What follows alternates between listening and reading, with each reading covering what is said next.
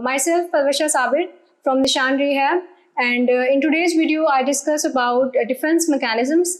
How can we learn to make defenses and how to eliminate these defenses in our life?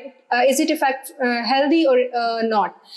So हम start basically यहाँ से करते हैं कि हम मोस्टली अपनी ज़िंदगियों में या अपनी लाइफ पैटर्न के अंदर डिफेंसेस जो हैं वो इस्तेमाल कर रहे होते हैं. और डिफेंस मैकेनिज़म्स बेसिकली हैं क्या?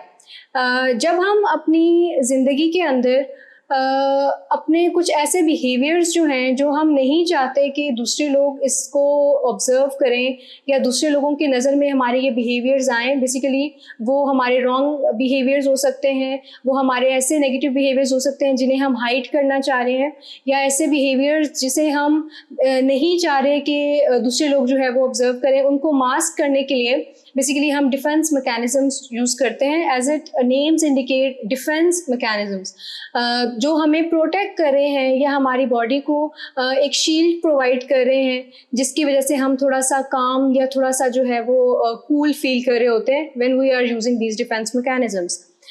तो थोड़ा सा इसकी हिस्ट्री में हम जाते हैं कि फर्स्टली कॉन्सेप्ट जो है डिफेंस मैकेनिज़म्स का वो कहाँ से अराइज हुआ था और किसने कॉन्सेप्ट दिया था बेसिकली डिफेंस मैकेनिज़म्स का. तो सिगमंड फ्राइड जो हैं, फादर ऑफ साइकोलॉजी जिन्हें कहा जाता है, उन्होंने बेसिकली डिफेंस मैकेनिज़म्स का कॉन्सेप्ट जो है वो स्टार्ट उन्होंने ही दिया था. और ये बेसिकली हम बात कर रहे हैं from psycho analysis school of thought या साइको डायनामिक्स की स्कूल ऑफ थॉट से जो है वो हम बात कर रहे हैं. और बेसिकली उसमें यही कहा गया कि अगर हमसे कोई ऐसा गलत काम हो जाता है या हमसे कोई ऐसी गलत बात हो जाती है, उसको हम नहीं चाहते, या हमारे साथ फॉर एग्जांपल कोई मिसहैप हो जाता है हमारी ज़िंदगी में, हम नहीं चाहते कि हम दूसरों को शो करें या दूसरों के सामने वो शेमफुल इवेंट जो है वो हम एक्सप्रेस करें, उसको हम मास्क कर देते हैं टूवर्ड सोशली एक्सेप्टेबल बिहेवियर. और हम ये कहते हैं कि हमने उसको, जो वो मास्किंग का प्रोसेस है जिसके थ्रू हम उसको कवर अप कर रहे हैं, तो ये बेसिकली कॉन्सेप्ट आता है कि हमने एक डिफेंस मैकेनिज़्म या एक मैकेनिज़्म यूज़ किया खुद को प्रोटेक्ट करने के लिए, जिसे हम डिफेंस मैकेनिज़्म जो है वो कह रहे हैं. तो फर्स्ट ऑफ ऑल बेसिकली जैसे मैंने अभी आपको बताया कि कॉन्सेप्ट जो है वो अराइज हुआ था, सिगमंड फ्राइड ने दिया था इसका कॉन्सेप्ट.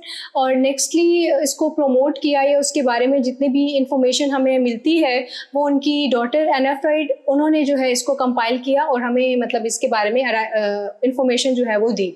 तो यहाँ पे हम बात करेंगे कि डिफेंस मैकेनिज़म्स क्या हेल्दी होते हैं, या हमेशा डिफेंस मैकेनिज़म्स जो हैं वो हम यूज़ कर रहे होते हैं to protect our negative behaviours, या जो भी टॉक्सिक बिहेवियर्स हैं हम उनको प्रोटेक्ट करने के लिए डिफेंस मैकेनिज़म्स का इस्तेमाल करते हैं. तो बेसिकली डिफेंस मैकेनिज़म्स अगर देखा जाए तो ये दो तरह के हैं. एक तो है कि वो प्राइमरी हैं, जिसमें हम ये कहते हैं कि उनकी जेनेटिक प्री डिस्पोजिशन है, या हम प्री डिस्पोज्ड हैं कि वो चीज़ हमारे अंदर ट्रेट्स जो हैं वो मौजूद हैं.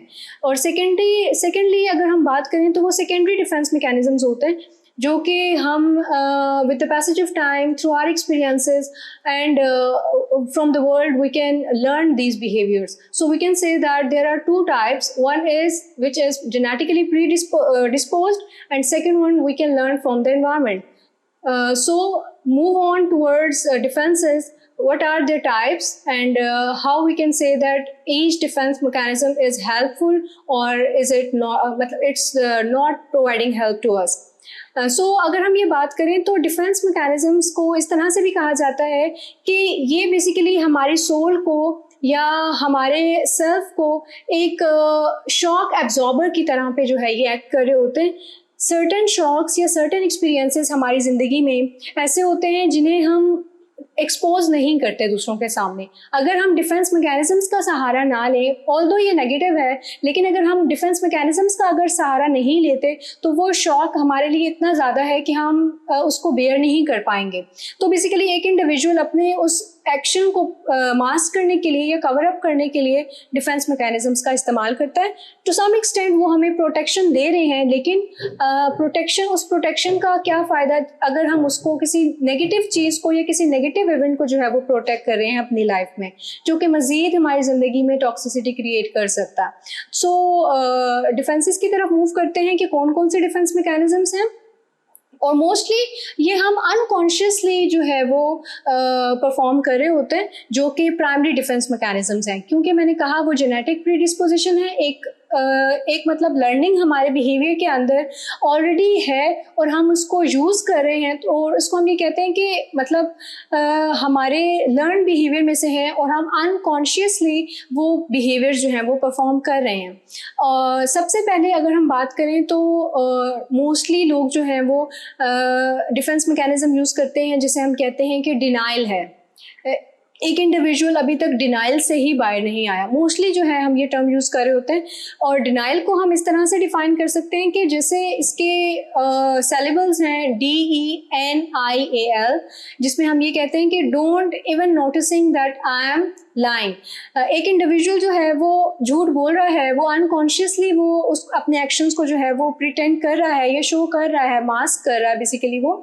और उसके अंदर ऐसा क्यों है? क्योंकि उसे पता ही नहीं है कि वो अपने बिहेवियर्स को किस तरह से जो है वो मास्क आउट कर रहा है, या जो उसके एक्शंस हैं बेसिकली वो आउट ऑफ नॉलेज है, या उसे वो बिल्कुल उस एक्शन से अवेयर नहीं है।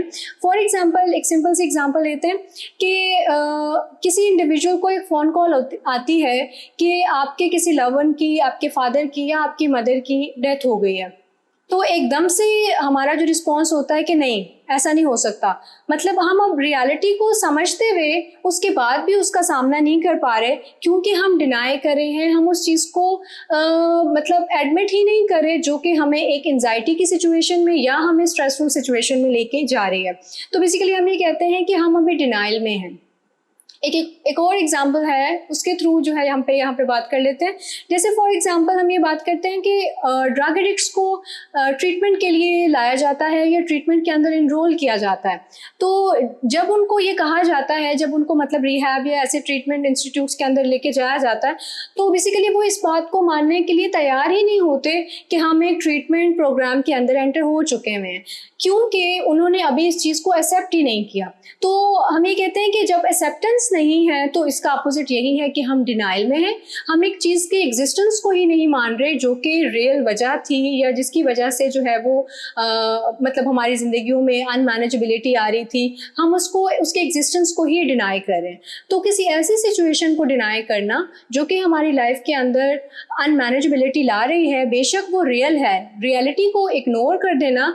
और बेसिकली हम ये इस बात पे, इस डिनाइल की जो स्टेटमेंट है, इसको हम इस तरह से भी बयान कर सकते हैं कि जैसे हम ये कहते हैं कि एक इंडिविजुअल जो है वो खुद फरेबी के अंदर है, वो खुद को फूल कर रहा है। तो डिनाइल भी यही है कि हम खुद को फूल कर रहे हैं, हम रियलिटी को एक्सेप्ट नहीं कर रहे।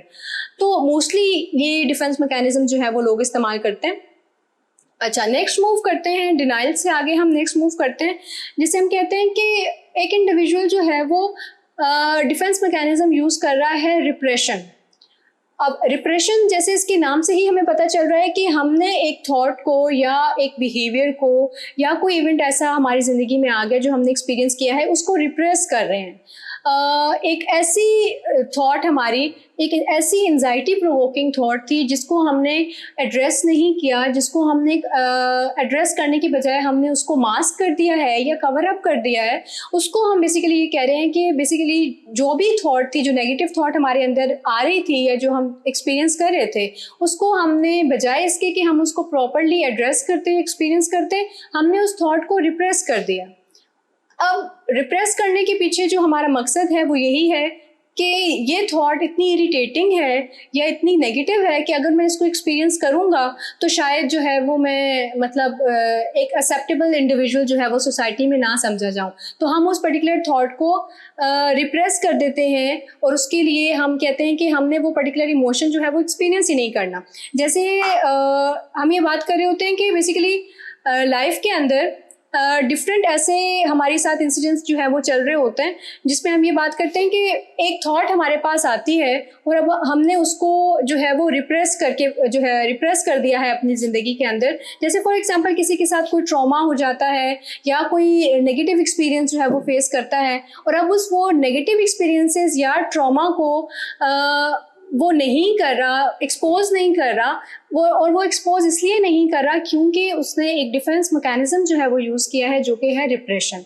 उसको वो रिप्रेस करके उस अपनी एट की जो इम्पल्स थी उसको उसने रिप्रेस कर दिया है ताकि वो अप्रोप्रिएटली एक इमोशन जो है वो सेंस ना करे या फील ना करे। तो बेसिकली सेकंड हमने ये बात यहाँ पे डिस्कस की है